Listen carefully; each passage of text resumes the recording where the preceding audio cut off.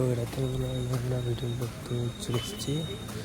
তো রাতেরবেলা দেখতে হচ্ছে আমরা খুবই দেখে সময় পাই না, তো রাতে তো হচ্ছে বাজনা তৈরি তো এখানে স্ট্রাকচারটা কীরকম নেবে এখনও বলা যাচ্ছে না, কারণ এখানে স্ট্রাকচারটা ঠিকমতো এখনো তৈরিতে ফ্যাশনে আসতেনি। আমিও বুঝতে পারছি, কারণ এদেরকে সুলানো হয়নি। আশা করি স্ট্রাকচারটা কেদারনাথে এটা স্ট্রাকচার নেবে, কারণ দেখে বুঝেছে অনেকটাই। তো সবাই লাইক কমেন্ট করবেন যে কীরকম স্ট্রাকচার হতে পারে, কমেন্টে জানাবেন। তো আমি এখন রাতে প্রায় 11টা বাজছে, আমাদের ডিউটি শেষ, তারপরে আমি ব্লগ বানাতে বেরিয়েছি, কারণ রাতে ছাড়া আমাদের টাইম হয় না।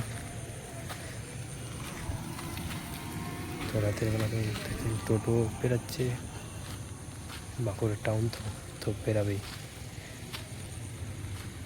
এখানে সব ব্যানারগুলো আছে, যেগুলো সব এখানে টাঙানো হবে। এই যেগুলোতে ব্যানার দেবে মোবাইলের দোকানে, সব কিছুর দোকানের ব্যানার সব চলে এসছে, এত ব্যানার আছে এখানে। আর এদিকে আপনার এই স্ট্রাকচারটা দেওয়া হচ্ছে বানানো।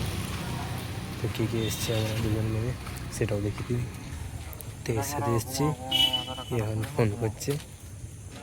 তো এর খৈনিটা পড়ে গেছে, খৈনি খায়, এই যে খাচ্ছে এখন খৈনি। ভুলে গেছে জানি না কার বটে, কমেন্টে জানাবেন যে খৈনি খান কেউ। এই দেখো দুটো চেংড়া ছেলে আমাদের রুমেরই যাচ্ছে, ঘুরতে পালিয়েছে। তো এখানে আমি একটু বসলাম, বসে করে ভিডিওটা বানাবো। তো দেখতে পাচ্ছেন এখন দুর্গা মন্দিরের মাটির স্ট্রাকচার হয়ে গেছে, আস্তে আস্তে রং হবে, দেরি নেই। তো